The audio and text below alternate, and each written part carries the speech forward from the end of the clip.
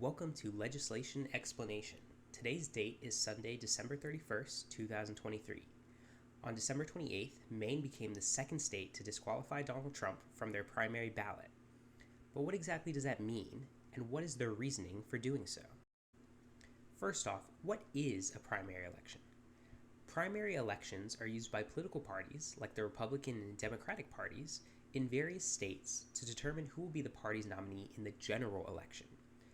These primaries allow the people in those states to have a say as to who that nominee will be. Theoretically, the candidate with the most support in these primary elections has the highest chance of winning in the general, or at least that's the idea. So, if the people are supposed to be able to choose a nominee for their preferred party, why are states like Colorado and Maine attempting to prevent Donald Trump from being an option? Instead of looking at various outsiders' opinions, let's look at what those directly involved argue. In the case of Colorado, a majority of the state's Supreme Court decided that Trump is disqualified from serving as the United States president. In a 213-page document, members of the court present their arguments in support and opposition of that decision. But I assume that most of us, including myself, don't have the time or even the desire to read over 200 pages of legal back and forth. There's probably a lot in there that wouldn't even make sense to me, quite frankly, and that's okay. For those of us without a law degree, we can instead look at the very first page of the document to get a brief summary of the decision, with background information and additional insightful details all within the first 10 pages. Much more manageable, right? The court states that Trump is disqualified under Section 3 of the 14th Amendment. This section of the Constitution was added in 1868 after the Civil War had ended, and states that no person shall hold any office who, having previously taken an oath to support the Constitution of the United States, shall have engaged in insurrection or rebellion against the same, with the same referring to the U.S. The Constitution, if you don't know, sets the guidelines for our government. Anything that government officials do, whether it be when making or enforcing the laws, must follow those guidelines. Ultimately, the Colorado Supreme Court agreed that the events at the U.S. Capitol on January 6, 2021, met a legal standard to be considered a rebellion against the United States, and that former President Trump encouraged people to participate in said rebellion.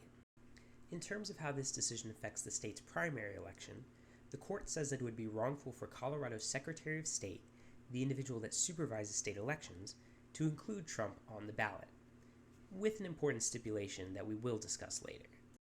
In Maine, the Secretary of State herself decided that Trump ought not be included on their state's primary ballot. However, her decision will not take effect until Maine's highest court reviews and rules on that decision, assuming that Trump will be challenging it. Ultimately, though, the final decision as to whether or not Trump is disqualified from the presidency will likely come from the United States Supreme Court, the highest court in the country, which the Colorado court recognizes. The Republican Party has already asked that the U.S. Supreme Court take up the case, and I will absolutely be covering their response, so stay tuned for that. Before we part, I'd like to offer some reflection questions that can help you formulate your own opinion on these happenings. These are not rhetorical, so feel free to share your answers in the comments, discuss them with close friends or family, or just take some time to research and consider your own thoughts.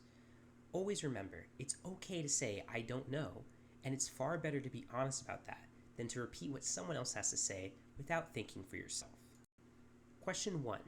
Do you agree with Section 3 of the 14th Amendment that an official that takes part in a rebellion against the U.S. should not be allowed to hold office in the government? Why or why not? Question 2. Do you believe that the events at the Capitol on January 6, 2021 ought to be considered an insurrection/rebellion against the United States? What is your reasoning? Question 3. Do you agree with the Colorado Supreme Court's decision that Donald Trump's actions on January 6, 2021 were rebellious? Why or why not? If you found this video useful, please consider liking and subscribing and share with others to spread the knowledge. That's what this is all about. Follow me on social media for updates, and I'll see you next Sunday.